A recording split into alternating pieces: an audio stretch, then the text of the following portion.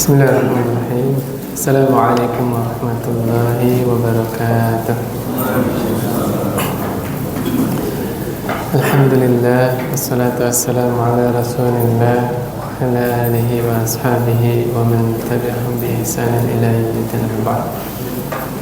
Alhamdulillah, pada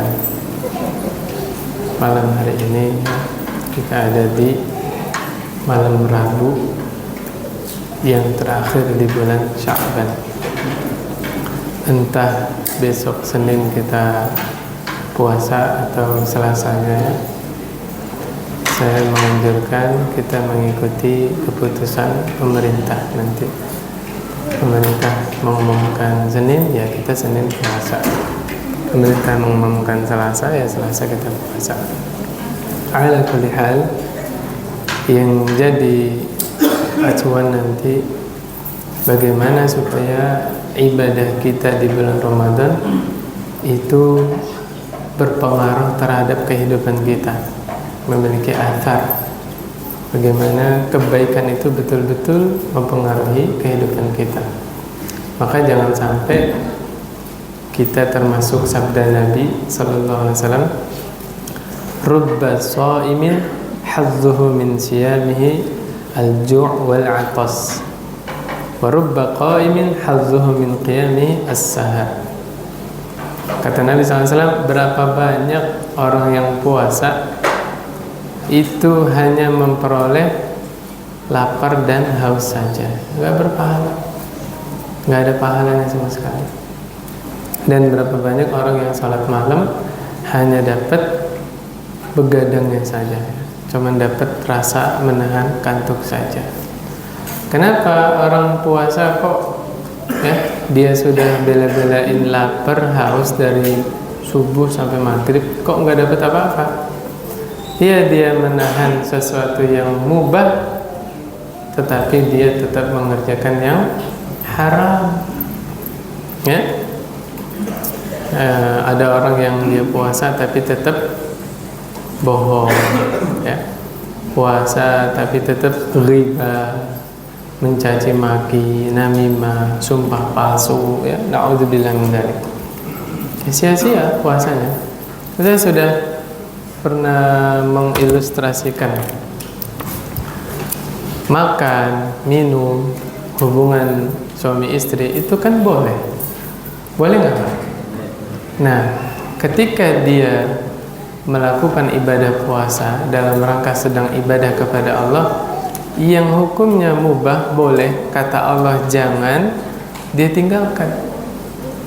Karena makan, minum, dan hubungan suami istri bisa membatalkan puasa. Itu aturannya orang yang puasa. Subhanallah, dia rela meninggalkan sesuatu yang mubah, yang boleh, karena Allah, demi Allah. Maka sungguh lucu, unik, heran, yang halal ditinggalkan tapi dia mendatangi yang haram. Na'udzubillah min dzalik. Itu orang-orang yang puasa tapi masih melihat yang haram, masih mendengarkan yang haram, masih berbicara yang haram. Kata Nabi, rubba shaimin hadduhu min siyamihi al-ju' wal-'atas. Banyak orang yang puasa, dari puasanya itu tidak mendapatkan apa-apa kecuali lapar sama haus saja, nggak bernilai. Akhirnya puasa nggak puasa nggak ada bedanya. Lewat Ramadan sama aja, balik lagi seperti sebagaimana dia sebelum Ramadan. Nah, bagaimana supaya kita lepas Ramadan tapi ada perubahan di dalam kehidupan kita? Nabi SAW bersabda, laisa siyamu minal akli wasyurbi, innamas siyamu minal lagwi warrafas. Puasa itu bukan hanya menahan diri dari makan, dari minum, tapi kata Nabi, puasa juga menahan diri dari perbuatan sia-sia dan perbuatan keji. Tuh Nabi yang bilang, perkara puasa itu bukan hanya menahan diri dari makan dan minum saja, tapi lebih dari itu, melatih diri ini sehingga bisa meninggalkan perbuatan yang keji dan perbuatan yang sia-sia. Terus gimana kalau orang puasa tapi main game? Ini masuk hadis ini. Itu puasanya anak kecil. Dulu para sahabat ngelatih anak-anak mereka puasa itu, kalau lapar minta makan dikasih boneka, kasih mainan. Biar apa? Biar lupa laparnya. Jadi kalau ada orang dewasa bulan Ramadan malah main game, berarti belum dewasa, masih anak-anak. Nah, ini bahasanya halus ini ya, halus banget. Apalagi udah berkeluarga, udah punya anak, udah punya istri, masih main game, belum dewasa, ya. Ya, jadi puasa lebih dari hanya sekedar menahan lapar dan haus saja, tapi menahan dari perbuatan keji dan perbuatan sia-sia. Kalau pengen puasa kita berpengaruh. Tapi kalau sekedar menggugurkan kewajiban saja, ya wes masuk ke sabda Nabi tadi. Bahkan kata Nabi SAW, man lam yada' qawla zur wal amala bih falaysa lillahi hajatun fi an yada'a ta'amahu wa syarabahu. Siapa yang enggak bisa ninggalin bohong, terus-terusan berkata bohong, Allah enggak butuh puasa orang tersebut. Sampai begitu. Enggak butuh orang-orang yang cuman meninggalkan makan minum saja, tapi bohongnya masih lanjut walaupun dia kelaparan, walaupun dia kehausan. Enggak butuh, ya. Kata Nabi di dalam sabda yang lain sallallahu alaihi wasallam, "Fa in sabaka ahadun aw jahila 'alaika faqul inni shaim, inni shaim." Ya, kalau kita lagi puasa terus ada yang ngajak apa?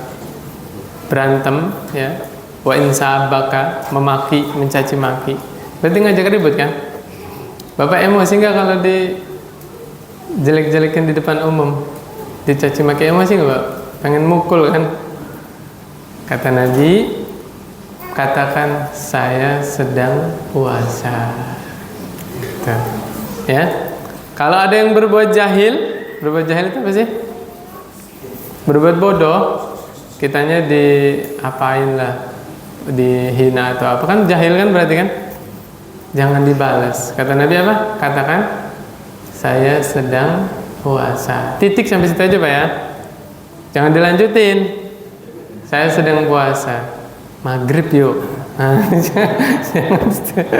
Cukup. Saya sedang puasa, tinggalin udah. Jangan di WA nanti. Mau main tak? Maghrib di stadion. Jangan ya.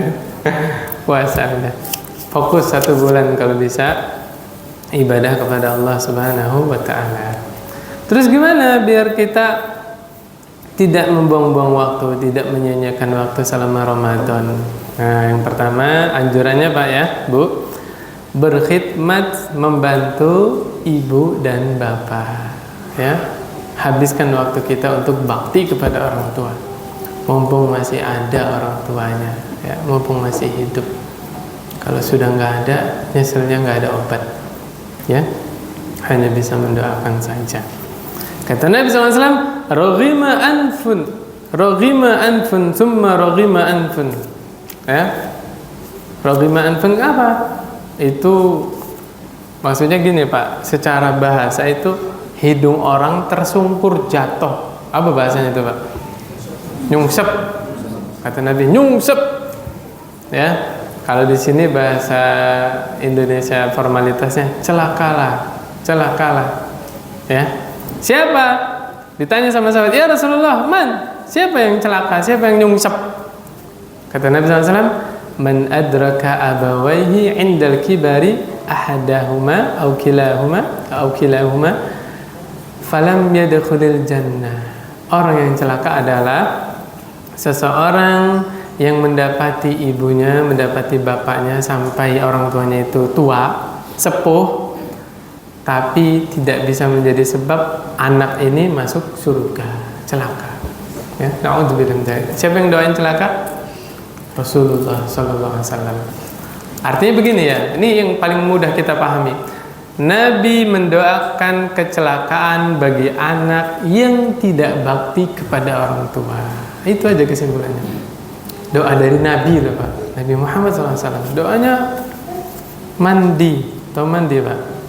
Pakai dot apa pakai dal ini? Pakai dot, mandi. Manjur ya. Doanya manjur. Nabi Muhammad SAW diijabah. Na'udzubillah, didoakan kejelekan oleh Rasulullah SAW. Na'udzubillah. Sebaliknya, berarti mafhum mukhalafah. Mafhum mukhalafah itu bahasa Indonesia apa? Konsekuensi. Konsekuensi bahasa Indonesia bukan? Iya. Konsekuensi bahasa Inggris ya. Terus apa bahasa Indonesianya? Berarti orang yang bakti kepada orang tua, Nabi doakan keberuntungan. Itu konsekuensinya. Kalau yang tidak bakti kepada orang tua didoakan kecelakaan sama Nabi, berarti lawannya siapa yang bakti kepada orang tua, Nabi doakan keberuntungan. Ya. Boleh kita katakan siapapun yang dapat musibah pengen dikasih solusi sama Allah Subhanahu wa taala, salah satu caranya adalah dengan bakti kepada orang tua. Teman-teman yang lagi buka usaha ya, bisnis, mudik dulu Pak, Bu. Ya, cium tangan ibunya, cium tangan bapaknya ya. Bikin seneng bapaknya ibunya, minta doa. Cerita. Ya. Cerita kalau bapak sedang buka usaha atau sedang mulai bisnis, supaya didoakan oleh ibunya atau oleh bapaknya. Bakti kepada orang tua. Yang kedua, biar kita nggak menyia-nyiakan waktu, menghadiri majelis-majelis ta'lim, majelis ilmu. Kan kadang-kadang nggak semua orang tahan ngaji lama-lama kan. Nah, biar nggak bosan, kalau tadi udah ngaji 2 juz, 3 juz, lihat. Nah, ini saatnya megang gadget. Lihat di mana ada jadwal pengajian, datengin. Itu jadi bermanfaat. Pas lihat gadget juga ada manfaatnya, niat baik. Di mana ya kajian yang dekat sini? Nah, gitu. Ya, subhanallah. Mana dalilnya? Kata Nabi sallallahu alaihi wasallam, "Idza marartum biryadil jannah farta'u." Apabila kalian melewati taman-taman surga, mampir. Mampir itu bahasanya kasar Pak ya? Singgah. Nah, singgah bahasanya apa? Mampir itu bahasa Jawa, singgah bahasa Sumatera. Sama aja ya. Apa? Ada bahasa lain nggak? Ya? Apa Pak? Nyimpang. Oh. Nyimpang. Maksudnya ini apa namanya, minggir gitu ya, parkir dulu kendaraannya, baru ya mampir lah. Nah, para sahabat nanya, wa ma riyadul jannah? Emang apa itu taman-taman surga ya Rasulullah sallallahu alaihi wasallam? Apa kata Nabi? Hilaqaz dzikr, ya, hilaqaz dzikr. Hilaqaz dzikr itu apa? Halaqah ilmu. Majelis-majelis ta'lim itu disebut taman surga. Ini logikanya Pak ya. Bagaimana mau masuk taman surga beneran kalau di dunia tidak ada semangat hadir di taman surga yang Nabi kabarkan? Ya, majelis ilmu itu Nabi ilustrasikan sebagai taman surga. Coba dalil yang lain mana? Man salaka tariqan yaltamisu fihi ilman sahalallahu lahu bihi tariqan ilal jannah. Siapa yang menempuh suatu jalan dalam rangka menuntut ilmu, dalam kurung Pak, ilmu agama, ya, nggak sembarang ilmu, maka Allah mudahkan jalan dia ke surga. Anak-anak, mainnya di luar dulu ya, pinter ya. Ya, subhanallah. Pokoknya diniatkan zaman sekarang. Diniatin dari sekarang. Di mana ada majelis ta'lim, bismillah. Saya pengen niat hadir. Kalau sudah ada niat, innamal binniyat wa innamal likulli imrin ma nawa ya. Bapak ada niat hadir di kajian, tapi qadarullah pas waktu kajian itu Bapak ada keperluan. Ngantar ibu atau ngantar bapak atau ngantar istri. Dapat enggak pahala kajiannya? Dapat. Sudah ada niat dari sekarang. Di mana ada kajian saya pengen hadir. Pas lihat, waduh bentrok. Saya udah janji sama ibu. Saya udah janji sama Bapak dapat niat kajiannya, Pak. Subhanallah. Yang berikutnya, kalau nggak ada jadwal pengajian, baca majalah-majalah Islam, buku-buku Islam. Kalau dulu sebelum teknologi maju itu masih ada apa? Majalah As-Sunnah, majalah Al-Furqan, ya. Apa lagi? Hah? Salafi, apa lagi?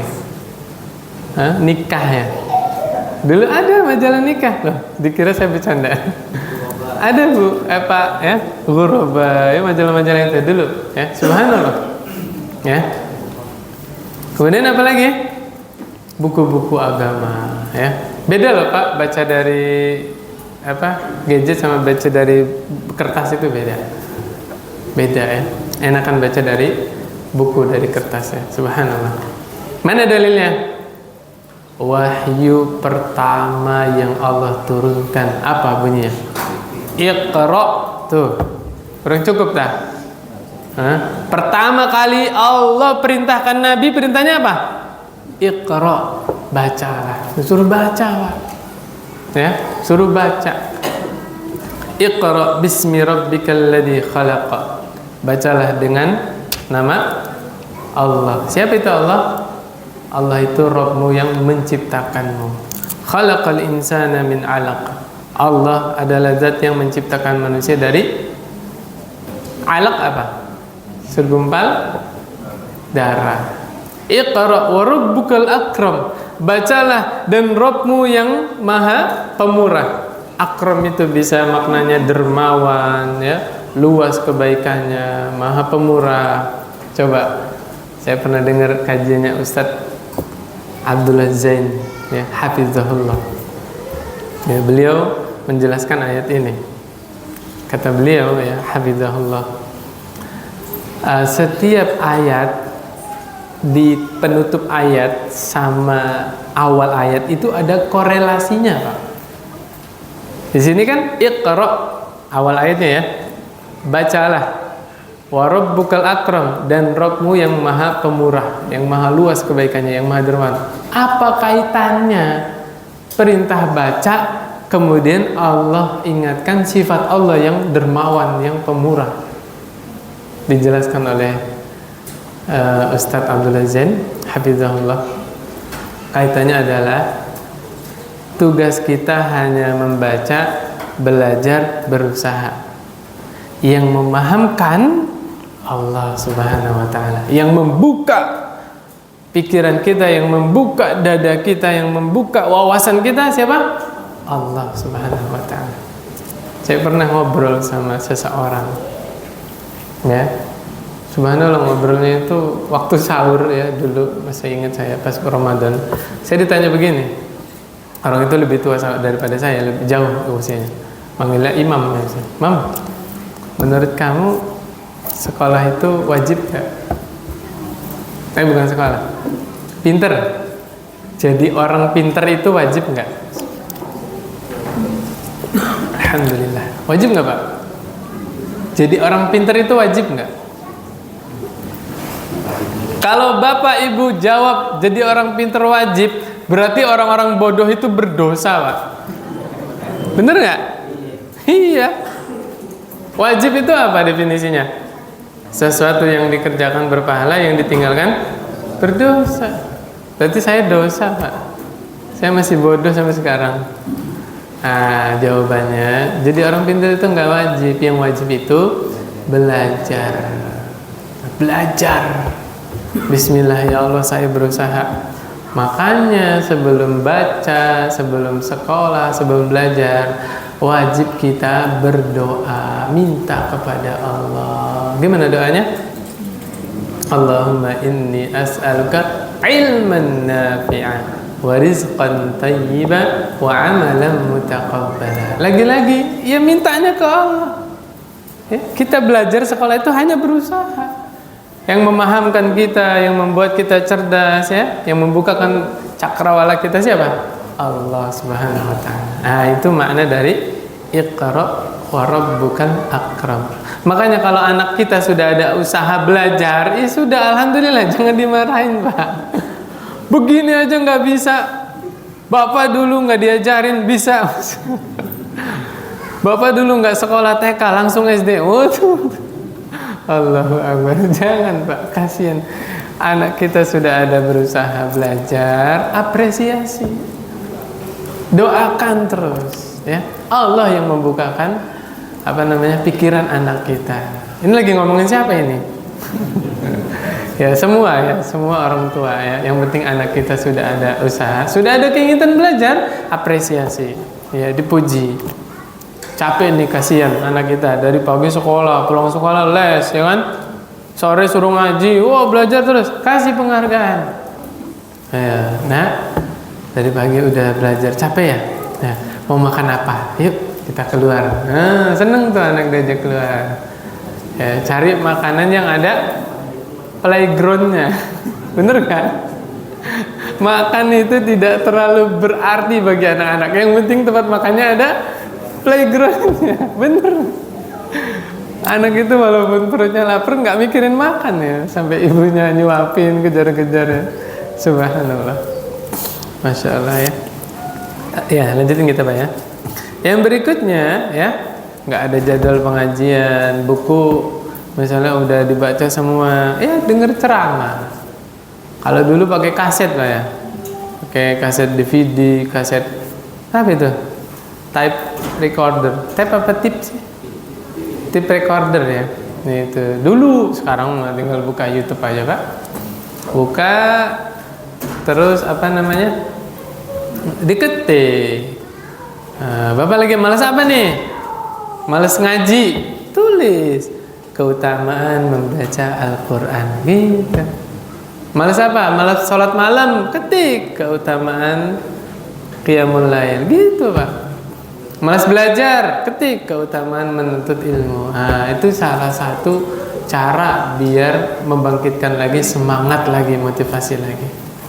Saya tanya, Bapak yang masih kerja di pabrik, apa motivasi Bapak masih bertahan di pabrik itu? Gaji. Bener nggak? Ada motivasinya kan?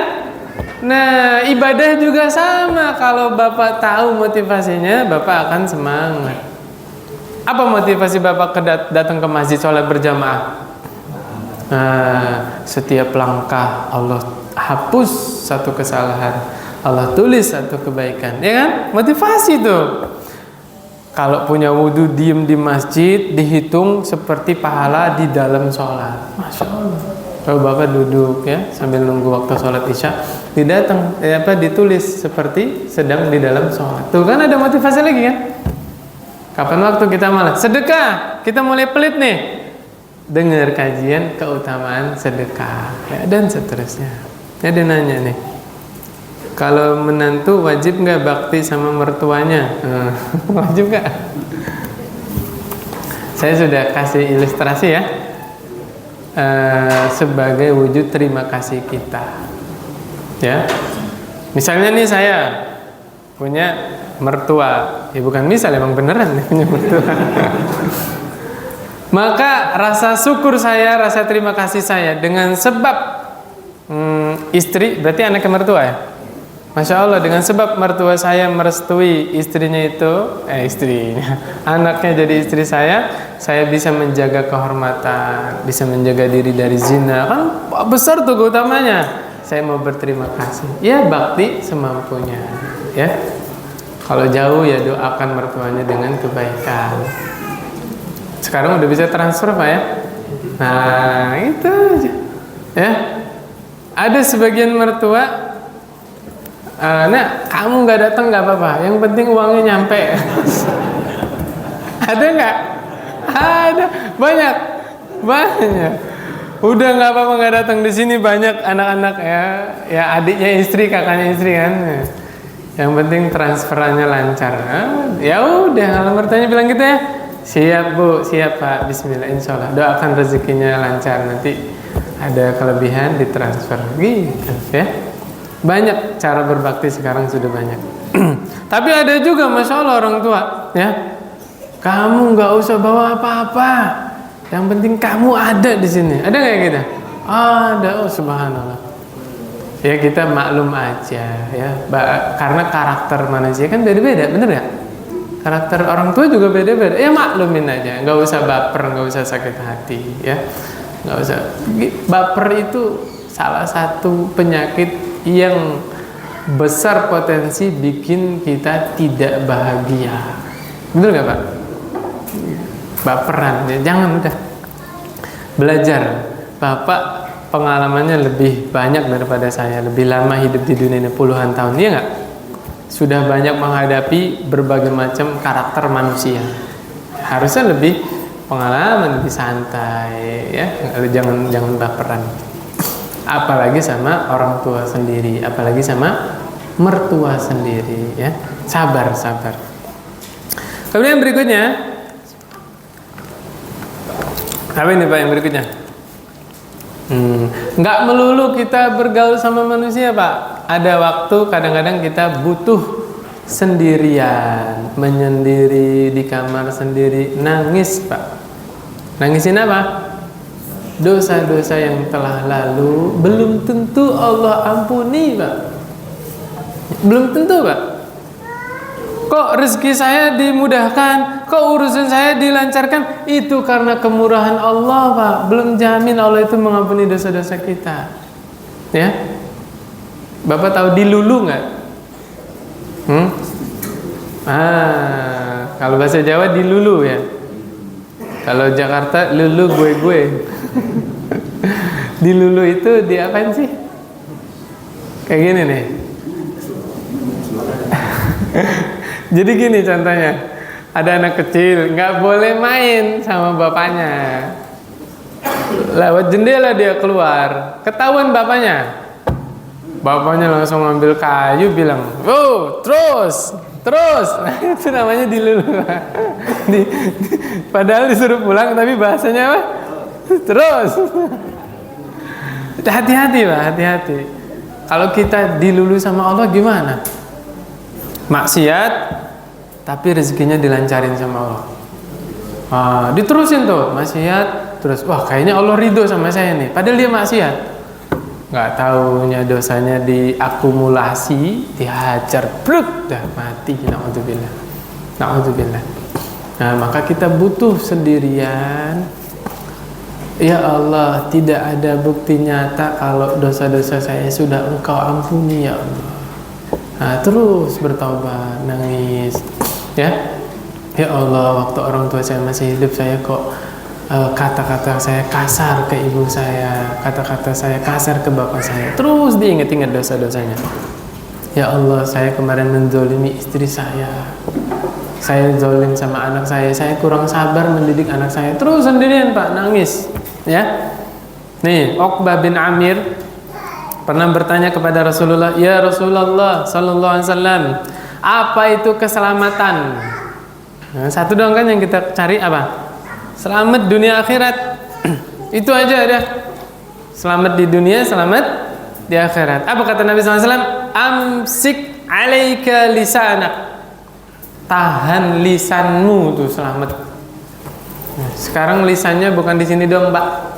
Di sini ini lisan juga ini. Bener nggak, Pak? Nggak sabar, ada di grup ya, posting apa, nggak sabar komentarnya. Nah, kalau mau selamat, tahan lisanmu. Lisan yang bisa ngetik sama lisan bisa berbicara. Tahan. Orang yang pandai menahan lisan yang paling selamat. Nah, siapa yang ngomong? Nabi Muhammad sallallahu alaihi wasallam. Amsik alaika lisanak. Ya, tahan lisanmu, engkau akan selamat. Wal yasa'ka baituk. Yasa'a apa artinya? Yasa'a yasi'u apa artinya? Luas. Nah, maksudnya apa? Betah tinggal di rumahmu. Nah, berarti apa? Nabi Muhammad SAW mengajurkan banyak travel apa banyak di rumah? Bener nggak travel? Takut salah lagi saya. Banyak keluar itu apa? Shopping ya? Healing, halan-halan. Salah ngetik ya.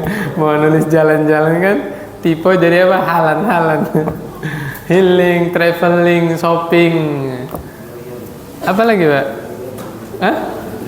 Ngeluyur. Justru Nabi menganjurkan betah di rumah. Makanya kalau subhanallah nih para suami kapan pergi melulu pengen cepet pulang, kasih jempol 4 istrinya ya, subhanallah. Berarti bagus kan istrinya? Jangan sampai jadi seorang istri yang suaminya baru pulang udah pengen pergi lagi ya. Kayak apa pulang ya. Beruntunglah istri-istri ya yang kalau suaminya keluar baru berapa waktu pengen cepet-cepet pulang tuh. Ada apa sih di rumahnya? Ada bidadari di rumahnya, masya Allah. Makanya ada apa? Baiti jannati. Apa itu, Pak? Rumahku, surgaku. Kalau pergi itu yang diingat istrinya apa anaknya, Pak? Ya pengantin baru kan, masya Allah yang diingat istrinya terus. Pas udah punya anak, anak yang diingat. Sebenarnya karena anaknya bisa digendong-gendong, istrinya beratnya, masya Allah. Yang terakhir nih, yang terakhir kata Nabi SAW, ya, wabki ala khati'atik, tangisilah kesalahanmu. Ini keselamatan nih, Pak. Yang pertama apa tadi? Tahan lisanmu. Yang kedua, betah di rumahmu. Yang ketiga, tangisi kesalahan-kesalahanmu. Udah ini, Pak. Ini bahan evaluasi nih, Pak. Cocok gak sama Ramadan? Udah pas. Ya, Ramadan tuh banyak diem. Daripada ngomongin orang, baca Quran, zikir, sholawat. Baca sholawat, bukan sholawatan. Paham gak, Pak? Apa bedanya, Pak? Baca sholawat sama sholawatan bedanya apa? Kalau sholawatan orang Jawa bilang puji-pujian. Nah, biasanya sebelum maghrib ya. Nah, yang saya anjurkan perbanyak baca sholawatnya. Sallallahu alaihi wasallam. Allahumma salli ala Muhammad. Allahumma salli wa sallim wa barik ala nabiyyina Muhammad sallallahu alaihi wasallam. Kalau enggak salawat Ibrahimiyah itu, Allahumma salli ala Muhammad wa ala ali Muhammad kama sallaita ala Ibrahim wa ala ali Ibrahim innaka Hamidum Majid. Allahumma barik ala Muhammad wa ala ali Muhammad kama barakta ala Ibrahim wa ala ali Ibrahim innaka Hamidum Majid. Itu diperbanyak daripada ghibah, daripada namimah ya, daripada ngomongin orang. Enggak usah. Amsik lisanak, amsik alaika lisanak. Terus wal yas'ka baituk. Ya, betah di rumah. Wa baki ala khati'atik, tangisi kesalahan-kesalahan. Masih ingat, Pak? 7 golongan yang ketika matahari Allah dekatkan, 7 golongan ini malah Allah naungi, gak kepanasan. Ya, Allah naungi di bawah arsy-Nya Allah, tidak merasakan panas sama sekali, sejuk. Siapa aja? Masih ingat gak, Pak? Kalau disebutkan 7-7-nya saya jelasin sampai Isya, Pak. Saya sebut satu aja. Salah satunya apa? Salah satunya apa? Rajulun dzakarallaha khalian fafadat ainah. Ya. Seseorang yang ingat kepada Allah padahal dia lagi sendirian, kemudian mengalir air matanya. Sendirian, Pak. Bapak di mobil sendirian, ingat Allah, langsung nangis. Subhanallah. Nikmat. Ngerasain nggak, Bapak? Ngerasain nggak? Ngerasain apa? Ya Allah, Allah tidak berhenti-hentinya memberi saya nikmat. Bahkan sampai saya ngelakuin dosa, Allah tidak putus kenikmatan itu. Allah kasih terus nikmat. Habis ngelakuin dosa, besoknya malah dikasih rezeki sama Allah. Allah bermalu diri ini minta kepada Allah Subhanahu Wa Taala. Dosa nggak kehitung berbuatnya, tapi Allah terus melimpahkan nikmat. Nah, ingat coba lagi sendirian, Pak, sampai meneteskan air mata, sampai diri ini merasa malu kalau minta kepada Allah Subhanahu Wa Taala. Ya, kita nggak minta Allah kasih, ya. Subhanallah. Nah, ingat lagi sendirian. Nah, itu salah satu kenikmatan. Kita lagi sendiri, ingat kepada Allah sampai meneteskan air mata. Kalau sendirian, ingat dosa, kok nggak nangis juga? Tangisilah. Jangan-jangan hati saya begitu keras. Banyaknya maksiat yang saya lakukan sampai hati saya mengeras, sampai air mata tidak bisa mengalir, tidak bisa menetes. Tangisilah dirimu sendiri. Dosa apa yang saya perbuat? Sebanyak apa dosa yang saya lakukan sehingga mata saya tidak bisa menetes? Nah, tangisi diri sendiri. Seandainya kalau sendiri kok nggak bisa nangis, ya subhanallah. Nah, yang berikutnya kita isi waktu-waktu kita dengan memperbanyak ibadah kepada Allah. Ibadahnya diantaranya apa, Pak? Yang paling populer di bulan Ramadan ibadah apa, Pak? Sholat tarawih, ya. Kayaknya Ramadan kurang lengkap kalau tidak tarawih. Bener nggak sih, Pak? Kayak ada yang kurang, ada yang hilang. Padahal tarawih wajib nggak? Sunnah. Tapi diri ini kayak kok Ramadan nggak tarawih itu gimana gitu ya kan? Berbahagia, alhamdulillah. Salah satu nikmat adalah kita merasa was-was, kita merasa nggak tenang kalau belum melakukan ibadah. Apalagi ibadah itu ibadah sunnah. Yang sunnah aja sudah begitu gelisah, apalagi ibadah wajib. Nah, gitu Pak ya. Kata Nabi SAW, man qama Ramadan imanan wa ihtisaban ghufira lahu ma taqaddama min dhanbi. Siapa yang qiyamul lail pada bulan Ramadan, ya. Ada syaratnya nih Pak. Tarawihnya imanan, didasarkan keimanan, wa ihtisaban, dan mengharap pahala, Pak. Ini dua aja, Pak. Kita tarawih yang pertama dasarnya iman, yang kedua mengharap pahala. Jangan mengharap imamnya cepat selesai. Nah, nggak ada di hadis. Nggak ada di hadis. Oke? Hati-hati. Innamal a'malu binniyat. Jangan sampai niat kita yang receh, ya. Kapan sih ini selesainya salat nanti pahalanya berkurang? Jangan, ya. Bapak niatkan berangkat ke masjid, memang saya lillahi ta'ala mau sholat, saya siap imamnya selesai jam 12, jam 11. Nah, kalau udah dipersiapkan, loh kok imamnya selesai setengah 9, seneng gak Pak? Melebihi ekspektasi. Bener gak sih? Apa saya kebalik? Harusnya Bapak ngarep selesainya jam 11, loh imamnya beresnya jam 1. Nah, itu baru melebihi ekspektasi ya. Gitu Pak. Tapi jujur deh, bahagia gak sih Pak? Jauh-jauh dari mana itu kan, datang ke masjid itu, harapannya jam 10 baru beres. Jam 9 udah witir. Ya Allah. Masya Allah, keren ya. Luar biasa itu Pak. Gitu Pak, biar nggak ngegerunak.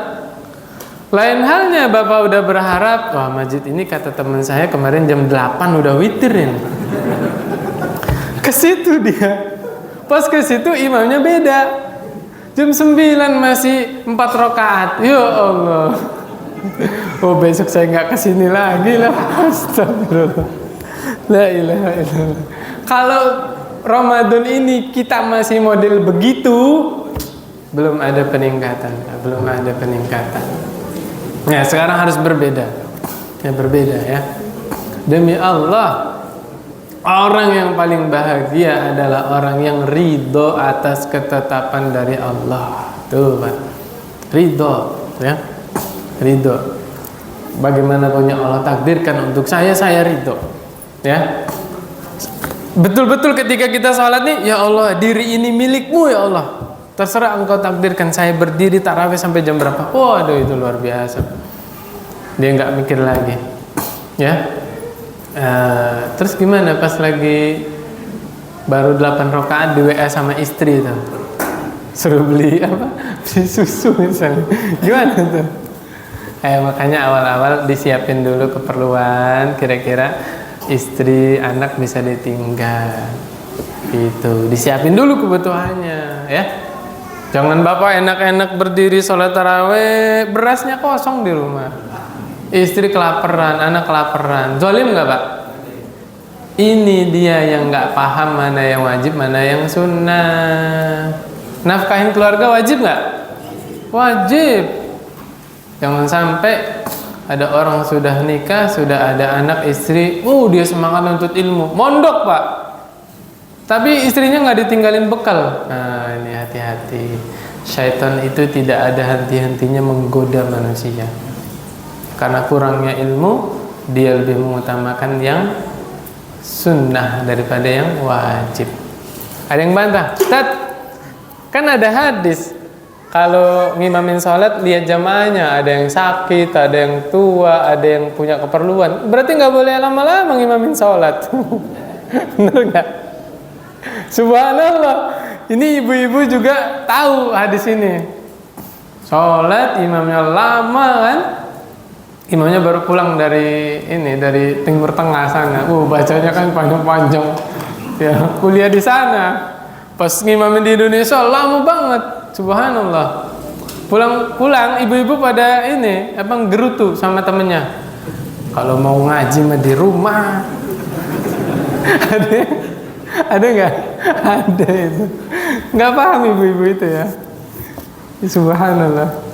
Artinya nih kita ketengahkan dulu nih permasalahan ini. Nih, saya bacain ya Pak ya. Salat malam adalah ibadah yang senantiasa dikerjakan oleh Rasulullah SAW. Ya. Kata Nabi SAW ya, Aisyah itu berkata gini, janganlah tinggalkan salat malam, sebab Rasulullah SAW tidak pernah meninggalkan kendati pun sedang sakit dan sedang lesu, sedang lelah. Subhanallah, Nabi kalau lagi capek, lagi sakit, tetap salat malam. Sambil duduk Pak salat malamnya, tidak berdiri. Masya Allah, betul-betul Nabi tidak mau meninggalkan amal yang sudah jadi kebiasaan. Dipaksain salat malam sambil apa? Sambil duduk. Terus kalau bacaannya panjang gimana? Gini caranya Pak. Bapak salat malam, misalnya Bapak biasa salat malam baca Al-Baqarah. Misalnya ini mah ya. Mudah-mudahan jadi harapan ya. Jadi gini Pak, Bapak berdiri dulu salatnya, Allahu Akbar nih ya. Baca Al-Fatihah selesai, baca Al-Baqarah 10 ayat, Bapak duduk Pak. Duduk iftiras. Selesain Al-Baqarahnya, nah Al-Baqarah kurang 10 ayat lagi, pengen selesai, Bapak berdiri. Berdiri lanjutin 10 ayat itu tuh selesai, baru biasa ruku, sujud. Nah, ngerti nggak Pak? Nah, gampang kan? Ya. Pugu Ustaz, saya sholatnya cuma 3 ayat, ya udah duduk aja deh Pak. Nggak usah berdiri duduk berdiri. Nanti 1 ayat berdiri, 1 ayat duduk, 1 ayat berdiri lagi. Wah, jadi main-main jadinya. Jadi sambil duduk aja sholatnya. Kalau memang betul-betul capek banget badan misalnya atau sakit. Umar ibn Khattab biasa sholat malam, ya subhanallah. Kemudian kalau udah tengah malam, keluarganya yang dibangunin. Masya Allah, nggak sholat sendirian Pak. Dia tadinya sholat sendiri, pas udah pertengahan malam tuh lewat, dibangunin keluarganya. Ya, sambil baca ayat Pak. Wa'mur ahlaka bis sholati wastabir 'alaiha la nas'aluka rizqa nahnu narzuquk wal 'aqibatu littaqwa. Surat apa itu Pak? Toha ayat 132. Bapak udah pinter bahasa Arab kan? Gak usah saya terjemahin. Atau translate, ada gak mas translate-nya? Apa kata Allah? Perintahkanlah keluargamu mendirikan sholat. Ini poin yang pertama. Apa Pak? Perintahkan keluargamu mendirikan sholat. Tuh Pak, orang yang sayang sama keluarganya diajak sholat. Jangan dicuekin Pak, diajak sholat. Kata Allah Subhanahu Wa Taala, wa'mur ahlaka bis sholati. Ya, perintahkanlah keluargamu untuk mendirikan sholat. Subhanallah, Allah kukuhkan lagi, Allah kuatkan lagi. Wastabir 'alaiha, dan bersabarlah ketika engkau menjalani ini. Maksudnya apa? Ngajak keluarga sholat, nyuruh keluarga sholat itu butuh kesabaran. Iya nggak? Kesabaran. Ada yang bapaknya belum sadar akan kewajiban sholat, ada kan? Ada yang ibunya juga belum bisa. Sabar Pak, terus diajak terus. Berarti bener ya, orang tua kalau semakin sepuh itu kembali seperti anak-anak, bener nggak? Anak-anak kan gitu disuruh sholat, nggak langsung berangkat, mirip berarti. Nah, kita juga sama, udah dengar azan nggak langsung bangun wudhu, berarti masih anak-anak, belum dewasa. Gitu Pak ya. Subhanallah, kata Allah lanjutannya, la nas'aluka rizqa. Allah yang bilang, kami tidak minta kepadamu rizki, ya. Nahnu narzuquk, kami yang kasih rizki ke kamu. Apa maksudnya ini? Kebanyakan manusia meninggalkan sholat, salah satu alasannya apa? Cari uang. Betul nggak? Ya, pedagang-pedagang rumah makan pas zuhur tuh nggak mau sholat dia. Kenapa? Lagi rame-ramenya. Ini Allah yang bilang, kami yang kasih rizki, ya, jangan takut. Nih, saya dengar ceramahnya Ustadz Agim. Ingat gak Agim? Nah, beliau bilang begini, orang yang mengira kalau dia rizkinya akan Allah kurangi gara-gara ngerjain sholat, berarti dia suudzon kepada Allah. Bener gak?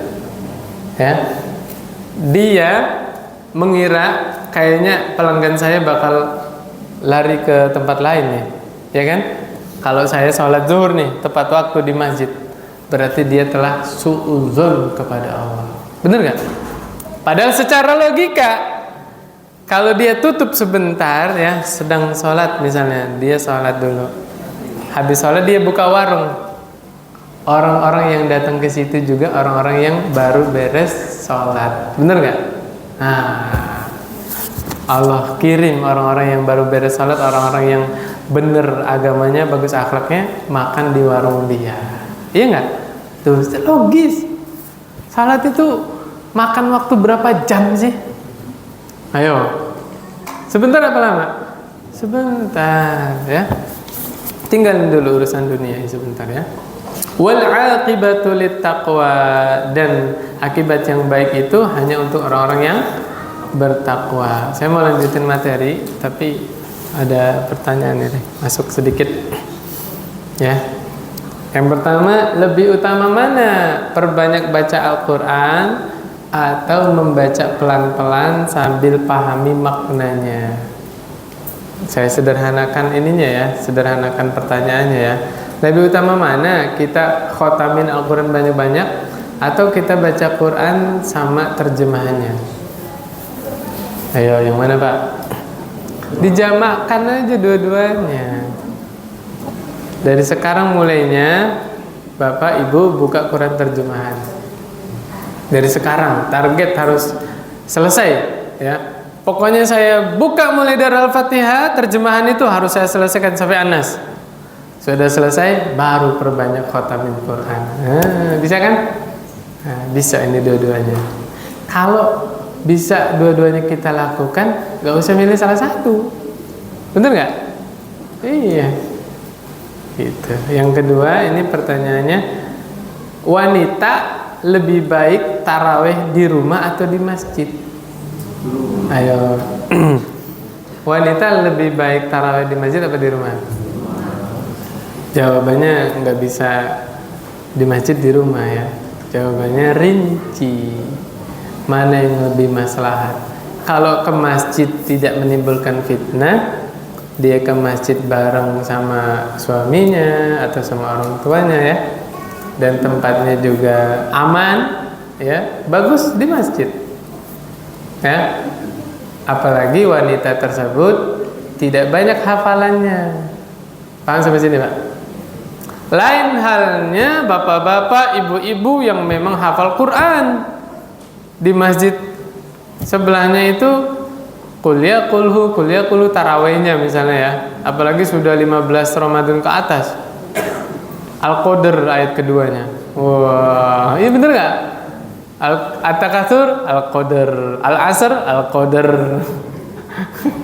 Khawatir jadi sesuatu hal yang baru ini ya, khawatir. Bener gak sih? Al-Humaza Al-Qadr, Masya Allah ya. Maka kalau posisinya seperti itu, ada ulama yang lebih memilih, kalau yang hafalannya banyak ya, mending sholat tarawih di rumah. Apalagi di rumahnya bisa berjamaah sama keluarganya ya. Suaminya ngimamin tarawih, insaf Pak. Suaminya ngimamin tarawih kan, baca juz 30, juz 29, juz 28 kan. Nah, istrinya, anaknya jadi makmum. Masya Allah, menghidupkan rumahnya. Kembali ke hadis umum. Apa hadis umum? Hukum asal sholat itu di rumah, kecuali sholat fardu. Itu hukum ini ya, hukum umum ya. Tapi ada juga hadis lain yang menganjurkan salat tarawih di masjid. Mana dalilnya? Kata Nabi SAW, man qama ma'a imamihi hatta yansarifa kutiba lahu qiyamul lailah. Siapa yang salat bersama imam sampai beres imamnya, sampai witir, Allah tulis dia sudah salat 1 malam suntuk. Masya Allah, besar kan pahalanya? Iya. Itu anjuran salat tarawih di masjid. Ini ada cerita nih Pak ya. As-Sa'ib bin Yazid menuturkan, pada saat itu imam membaca sekitar 100 ayat sehingga kami bersandar dengan tongkat karena lamanya berdiri, dan kami baru selesai saat menjelang fajar. Tuh, boleh Pak sholat tarawih sambil nyindir. Nah, misalnya Bapak sengaja milih safnya deket tembok sana, 10 ayat imamnya masih tegak Pak, sudah ayat ke-30 udah begini ya.